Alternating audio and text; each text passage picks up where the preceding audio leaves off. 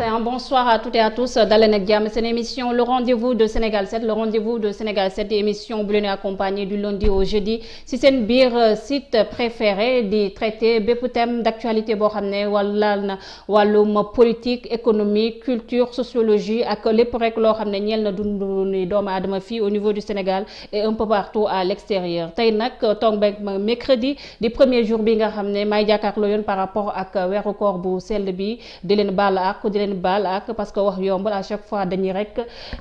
improviser dugg seen biir kër des fois ñu wax loo xam ne neexu leen wala des fois sax ñu am kàddu yoo xam ne jibal nañ ko yoo xam ne yu safaandoo ak ni ngeen ko bëggee wala sax waroo ak ñun ni ñu ko xalaatee mais à chaque fois rek wax ci micro moo yomb dañuy profité rek di baalu ak di ñaan aussi Ramadan Moubarak à toute la communauté musulmane rawatina ñu féetoo fii au niveau du Sénégal. Comme ni ñu koy defee à chaque fois bu ñu fi nar a waxtaanee rek benn thème dañ fiy dalal koo xam ne xam-xamam màcc na ci mu indi ay éclairage yu am solo lu moo tax aujourd'hui j'ai le plaisir de recevoir sur ce plateau monsieur Fadel Barro cofondateur du mouvement Y en a marre coordonnateur de la plateforme des lanceurs d'alerte en Afrique PLAF salaamaaleykum Fadel. waaleykum salaam jàpp di am kontaan toujours daje ak yow ci sa émission bi. Merci beaucoup Fadel comme ni ñu koy defee Fadel dañuy waxtaan par rapport à l'actualité mais balaa ñuy dugg ci actualité bi bien vrai que Fadel Barro ku ko dégg rek sa xel day dem ci Y en a marre mais fii dañoo gis ne maintenant au-delà de Y en a marre yaa ngi nekk coordonnateur de la plateforme des lanceurs d'alerte en Afrique PLAF est-ce que mën nañoo xam carrément loolu lan la undu plateforme de protection des lanceurs d'alerte en Afrique PLAF dafa nekk kuréel goo xam ne pour reeteetkat yi la dinaa ci ñëw léegi mais dama lay ñaan rek balaa ñu tàmbali comme dañu nekk ci tàmbali weeru koor tey bés bu njëkk la ci weeru koor nga may ma tuuti ma jéggalu balu àq sénégalais bal leen àq ba pare di ñaan yërmande wàcc ci Sénégal allahumma amiin ndaxte weeru koor moom li ci neex mooy que am na ñu woor tey am na ñu woor démb am na ñoo xam ne dinañu ñi ne nii la ñuy wooree ñii ne nii la ñuy naafile ñi ne jëlal naafile bii moo gën a baax kii ne jëlal naafile bale moo gën a baax ñu mun a uute ci suñu biir mais li ci ëpp solo mooy Sénégalais yëpp ak àdduna bi yëpp ñi ngi rëj-rëji jëmale seen xol yi ci yàlla yàlla imposé leen ko teg leen ko nag teg leen ñu nangu ko nangu noot seen bakkan nangoo xiif nangoo mar nangoo di gën a fonk seen waxtu yu juróom nangu lépp ndax lan ndax gëm yàlla googu ak yaakaar yàlla boobu ci ajaanam yooyu mu mun a joxe loolu c'est beau c'est tellement magnifique que ni may gis nit ñi di ci xëccoo ko xuloo daf may jaaxal mais wax na rek lépp rek dafa xaj ci yërmande yàlla googu donc bu nekkee ci premier jour boobu nga xam ni nag ñii ne nañ tàmbali nañu en tout cas ñu ngi ci premier jour yi ñuy tàmbali ndax weer bi weer la du benn fan xam nga ñëpp xol yëpp jëm noonu ci yàlla dañ ciy profité di wax ne yal na yàlla dalal Sénégal yal na yàlla continuer di teral Sénégal yal na gars yi yal na ñëpp baalante àq ci dëgg-dëgg yal na ñëpp baalante àq ñun nit xëy na suñu wax ci kàddu gi dans l'espace public bëri na xëy na am na lu ñu mës a wax neexul nit xëy na am na lu ñu mës a wax nit comprendre ko tey jii bés la boo xam ne dinañ ci profiter ne ko au nom de notre commun vouloir d'aller vers Dieu nañu baalante ak man maa ngi leen di baalu ak bokk te ci ñaan képp ku ma tooñ aussi baal naa la ci ak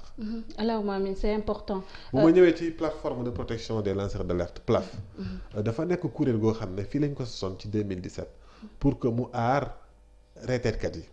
lan mooy reeteetkat bi reeteetkat yow Saloum nga xam nga luy piccum reeteet day def ne bu gisee ne am na luy jëm benn prédateur buy ñëw ci yeneen njanaaw yi ci yeneen rab yi moom dafay reeteet di ko reeteet wala di ko yuuxu mboobu la ñu woowee reeteet maanaam boo ko xoolee mooy artukat bi koo xam ne dina artu boo xoolee ni ñu koy définir ci français mooy ki nga xam ne citoyen la n'importe quel citoyen boo xam ne ci cadre liggéeyam dem na ba gis ne lii nii kat bu ci jugut dina faagaagal njëriñu askan bi wala askan bi xam nga maanaam bépp nuisance à l'intérêt général bu nee ba découvrir ko mu décider révéler ko donc mun na nekk banquier boo xam ne dafa gis càcc gi ñuy sàcc alalu réew mi mu ne lii kat sama responsabilité man mooy ma fexe ba ñëpp yëg ko ngir ma dakkal ko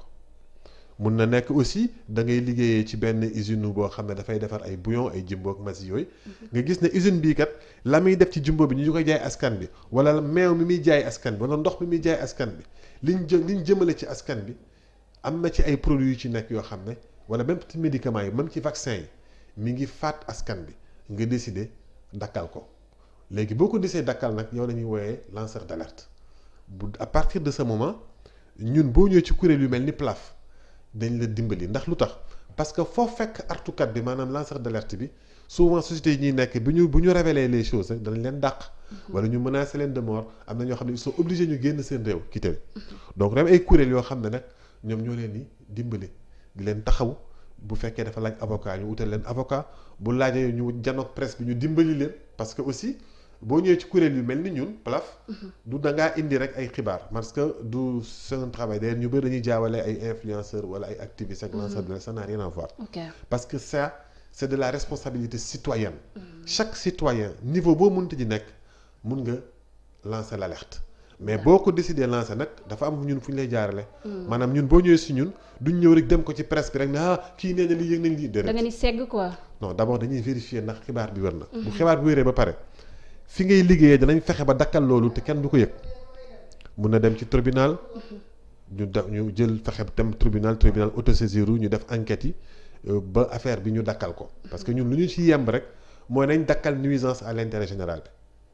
bi. bu dee nag dañu dem tribunal yëpp mu nar a dëgër su boobaa ñun dañuy informer askan bi ñu jël seen responsabilité. d'accord et su boobaa nag dañuy liggéey ak ay journalistes d'investigation. moo tax si suñu kuréel gi dañuy former journalistes yi en investigation dañuy dimbali journalistes yi leen gën a dëgëral parce que le médium c'est le message du Jean-Claude. donc à partir de ce moment média bi koy wax dafa war a nekk média boo xam ne xam nañ xel ne journaliste bii bind li waxu ko ngir dafa bëgg a xarab diw wala dafa bokk ci bii ku jéggi wala ci nguur gi déedéet farut fenn. ñun nag dañuy fexe ba journalistes yooyu yar am seen impartialité boobu ba pare nag ñu dimbali leen di leen dëgëral ci investigation ba nga xam ne lépp luñ taxawati wax rek nit ñi dañ ne lii kat intérêt askan wi rek a ko tax a jóg waaye wax ko ngir bakkanam wala dafa am ki mu ànd ak wala dafa bëgg a ŋàññi diw. mais Fadel su ma la déggee ci say entame propos dafa mel ni ku nekk rek fi nga nekk yow lanceur d'alerte la mais yéen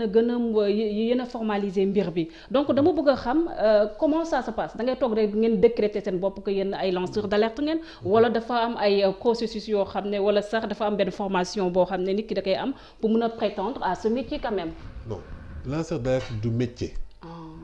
C'est un combat citoyen. Ça peut être momentané dans la vie de quelqu'un. Ok. Personne n'est man duma lanceur d'alerte. Je n'ai pas la prétention d'être un lanceur d'alerte duma lanceur d'alerte. kuréel gi ma bokk dafay aar lanceur d'alerte yi. fexe ba nit ñi xam luy un lanceur d'alerte parce que man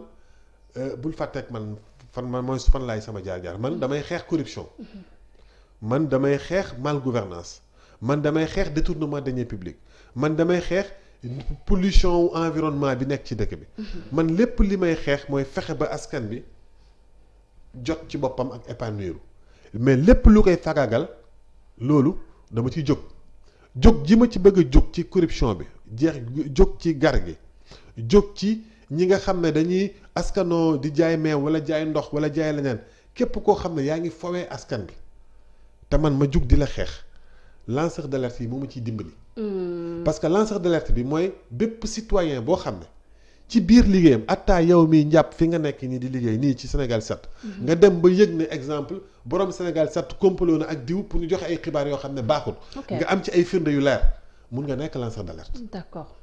boo nekkee lanceur d'alerte nga taxaw boo ñëwee ci ñun. dañ la encadrer ba boo ko waxee fi ngay liggéeyee duñ la fagagal. ñu may la doole. dëgëral la. ñun loolu mooy suñu métier dañ leen di aar. ba pare fexe ba askan bu nekk jot ne. man kat mënuma nekk activiste xëy na ni Guy Marius Sagna man mënuma nekk activiste ni Thiat bu Y'en a marre wala Alioune Sané waaye man ci fi may liggéeyee nii am na rôle bu ma mën a jouer pour dimbali sama réew loolu mooy lanceur d'alerte bi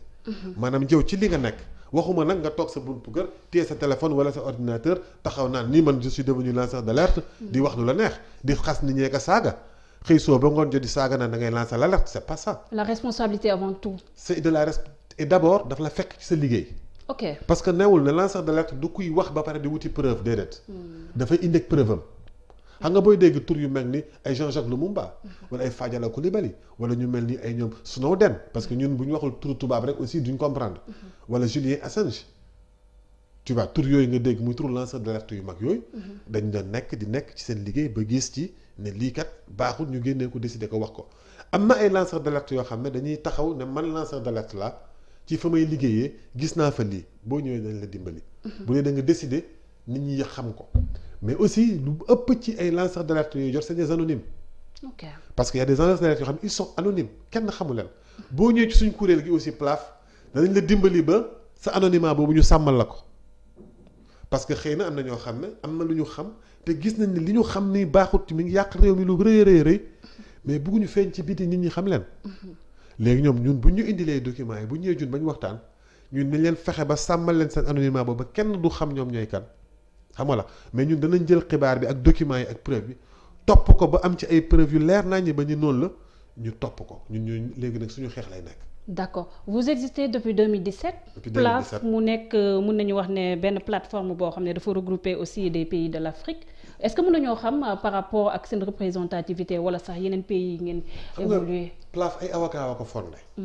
ay avocats yooyu ñu ràññee ci àdduna bi. ok ñoom ñoo dem ba gis ni journalistes yi am nañ ay kuréel yi leen di aar. ñu gis ni it droit de l'homme yi am nañ ay kuréel yu leen di aar. tey jii bu fekkee syndicaliste nga jug di wax ci société bi ngay liggéeyee beneen syndicat bi nga gën a mag bi nga bokk dina la aar waaye nag retraitekat yi ñoom kenn aaru leen. retraitekat yi maanaam artukat yi ñoom kenn aaru leen. souvent dañuy nekk ay individus nekk seen benn société wala ci banque yi wala ci entreprise publique yi nekk comptable gis ne affaire bi baaxul. bëgg ko wax du xam fu mu koy waxee la bu ko waxee ñu jël ko fa dàq ko wala ñu sanctionné ko yi envoyé ko fële fongole bi mu di fa liggéey te kenn du ko xam kenn du ko yëg ñun ci la kuréel gi jug na nañ leen aar ba nga xam ne bu amatee retraitekat bu jug wax am ku bëgg a jug di ko kii ñun ñu aar ko ba nga xam ne moom dina xam ne nekk il n'est pas seul. tey jii malheureusement ci pays anglophone yi la gën a développé que ci pays francophone yi. am na ñun ay retraitekat yoo xam ne. booy dégg ay Luanda Lux ña fa nekk PLAF moo nekk seen ginnaaw di leen dimbali xam nga am na ci dëkk yu mag mu Afrique du Sud def nañ fa ay liggéey yu mucc ay bi am solo. pays francophone yi fii ci Afrique dëkk bu mel ni RDC xaw ma ndax dégloon nga histoire u Dan Gadler mu nekk benn milliardaire israélien nekk fa lëkkaloo ak président ba Kabila ba nga xam ne seen mine yi nga xam ne ñëpp a ko bokk ñëpp war ci jot moom dafa jël lëkkaloo ak président bi ñu di ko joxee luy jar million ñu jaayee ko fukki dërëm. moom mu wëlbati ko jaayee ko 2 millions mu séddoog président ñun bañ demee ba xam ko am ñu nekk am ay congolais yoo xam ne dañ nekk ci liggéey ci ay banques yu ne ni Afriland xam nga nekk ci banque bi gis ne kii kat koppar yi muy dugal yëpp kopparu réew mi la ñoom ñu décidé lancer l'alerte bañ ko defee seen réew dañ leen menacé de mort PLAF moo leen dimbali jëlee leen seen réew yóbbu leen ci yeneen dëkk yoo xam ne am nañ fa mun a aar mais parce que jar na ko surtout Afrique jafe-jafe yu mel ne nekk nii. donc yëf yi du taxaw rek ne di ngand man la lanceur d'alerte bi déedéet. ñiy dimbali dëgg bi kenn déggu leen kenn xamu leen parce que y en a de vrais qui sont bëri na lu fi am homme politique di génn di wax ci biti nit ñi di ko reprendre à la base benn lanceur d'alerte moo fa nekk. mais jafe-jafe yi ñu am surtout fii ci Sénégal mooy bu fekkee ne alerte bi ka koy jottali homme politique la. baaxut. xam nga lu tax. parce que parloo bi am ci diggante pouvoir ak opposition yoo tax ba dëgg gi du gaaw a feeñ parce que bu parloo duggee rek dëgg dafay tumuranke parce que nit ñi duñ dematee ak seen xel dañuy dem ak seen parloo seen xol ak seen xëtër moo tax ñun bu ñu amee alerte dañuy préférer ay kuréel yu neutre traité ko ak ay journalistes yu neutre parce que bu duggee ci rek ci bu dee homme politique moo jug taxaw ma jox la benn exemple 98 milliards yi fi Sonko waxoon ci affaire transaction foncière bi loolu bu fekkoon ne tey jii ka ko waxoon ka ko doon lijjanti farut fenn xëy na dëgg bi dinañ ci mën a dem ba jusqu'au bout mais une fois mu wax ko rek bu dee homme politique moo ko njëkk a wax rek déjà de opposition bi waa pouvoir bi ne lii waxu politicien kan la gi daf koy wax parce que daf ñuy ŋàññi moom it mu ne non ñii ne non da koy wax parce que daf leen a contre même bu tribunal demee ba décider leeral nit ñi kenn ku nekk fi nga far nga gëm xam nga moo tax dañu war a delluwaat buum ci boy gi. en faisant quoi. mais parce que loolu mooy le travail de la presse suñu presse bi dafa faible. ok parce que y a de ces choses journalistes yi ñoom ñoo war a gindi askan bi